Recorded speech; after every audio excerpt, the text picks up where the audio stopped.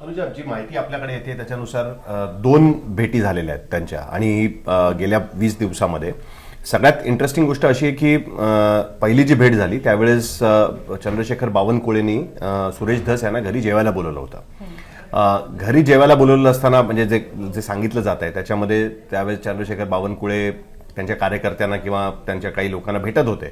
ते भेटत असताना सुरेश धस हे त्यांच्या अँटी चेंबरमध्ये किंवा आतल्या त्यांच्या खोलीमध्ये बसलेले होते. त्याच वेळेस तिकडे धनंजय मुंडे पण आले आणि सुरेश धस यांनी मगाशी प्रेस कॉन्फरन्समध्ये पण सांगितलं की त्यांना माहित नव्हतं की धनंजय मुंडे त्या ठिकाणी येणार आहेत. ही फार इंटरेस्टिंग गोष्ट मला वाटली खरं तर, की धनंजय मुंडेंना तिकडे बोलवलं, आयदर बोलवलं गेलं कारण सुरेश धस तिकडे रात्री जेवायला येणार आहेत ही गोष्ट चंद्रशेखर बावनकुळेंनाच माहिती होती. असं नाही होणार की धनंजय मुंडे नी माहिती काढली कुठून तरी आणि ते डायरेक्ट बावनकुळेंकडे पोचले, अशा पद्धतीने गोष्टी होत नाहीत कधी. नक्कीच त्यांना त्याच्यामध्ये बोलवण्यात आलेलं होतं, त्या पद्धतीने त्या ठिकाणी ते पोचले.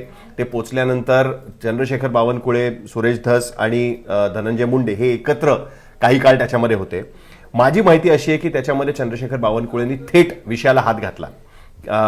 कारण साहजिकच आहे, सुरेश धस बसलेत समोर, धनंजय मुंडे समोर बसलेत, जे एकमेकांच्या समोर गेले अनेक महिने येत नाहीयेत.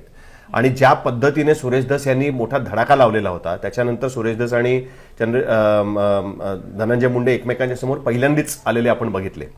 त्या भेटीनंतर सुरेश धस त्या भेटीच्या वेळेस चंद्रशेखर बावनकुळे यांनी थेट विचारलं की तुमच्यातले मनभेद संपवा आता.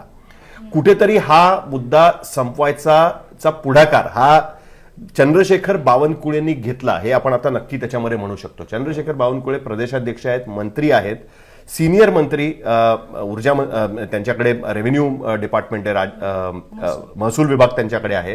हे असताना त्यांनी हा पुढाकार घेताना देवेंद्र फडणवीसांच्या सांगण्यावरनं घेतला. फडणवीसांना पक्षाला ही गोष्ट माहिती होती का? कारण या सगळ्या प्रकारामध्ये आतापर्यंत आपण म्हणत होतो की सुरेश धस यांना पक्षाकडनं पूर्ण पाठिंबा आहे. सुरेश धस यांनी भर जाहीर सभेमध्ये हे सांगितलेलं होतं की मेरे पास फडणवीस आहे, ही गोष्ट त्यांनी सांगितलेली होती.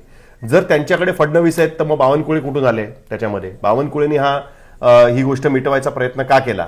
आणि तो मिटवायचा प्रयत्न करत असताना त्यांनी त्याच्यामध्ये धनंजय मुंडेंना बोलवणार हे सुरेश धसनं आधी सांगितलं होतं का? हे सगळे अनुत्तरित प्रश्न आहेत. पण साधारणतः एक गोष्ट लक्षात आली त्याच्यामध्ये की सुरेश धस यांना हे तिकडे असताना तिकडे आले आणि त्यांनी त्याच्यावरनं मनभेद तुमचे मिटवले पाहिजेत अशा पद्धतीचा मुद्दा काढला. आता त्याच्यानंतर सुरेश धस यांनी पुढे असं सांगायचा प्रयत्न केला की आमच्यामध्ये मनभेद नाहीत तर मतभेद आहेत, जी माहिती माझ्याकडे आहे त्याच्यानुसार. आणि सुरेश धस यांनी त्याच्यामध्ये धनंजय मुंडेंना हेही सांगायचा प्रयत्न केला की तुमच्या आजूबाजूच्या लोकांमुळे तुम्ही अडचणीत आलेला आहात आणि त्यांना कंट्रोल करणं हे तुमचं काम आहे, तुम्ही त्या पद्धतीने त्यांना कंट्रोल केलं पाहिजे, अशा पद्धतीने त्यांनी गोष्ट त्याच्यामध्ये मांडली. सुरेश धस प्रेस कॉन्फरन्समध्ये एक इंटरेस्टिंग गोष्ट सतत सांगतायत की त्याच्यानंतरही त्यांनी जो कृषी मंत्री असताना ज्या 73 कोटीच्या घोटाळ्याचा त्यांनी जो उल्लेख केला होता डीपीडीसीच्या मीटिंगमध्ये, त्याच्याबद्दल त्यांनी अजित पवारांना पत्र दिलेलं आहे असं सुद्धा ते त्याच्यामध्ये सांगायचा प्रयत्न करतात. पण पुढची इंटरेस्टिंग गोष्ट अशी आहे की ही भेट इथे संपत नाही.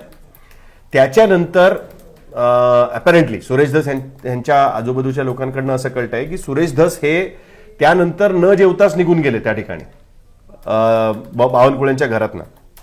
पण नंतर 2 दिवसांपूर्वी ज्या वेळेस धनंजय मुंडे, तुला आठवत असेल की कॅबिनेट मिटिंगला ते नव्हते, त्याच्यानंतर धनंजय मुंडेंकडनं क्लॅरिफिकेशन आलं की आत्ताच त्यांचं ऑपरेशन झालेलं आहे, ते 2 डोळ्यांचं ऑपरेशन झालेलं आहे. ऑपरेशन झाल्यानंतर त्यांना आराम करायला सांगितलेलं आहे आणि हे सगळं असताना त्यांना हे करता येणार नाही, काय म्हणतात त्याला, की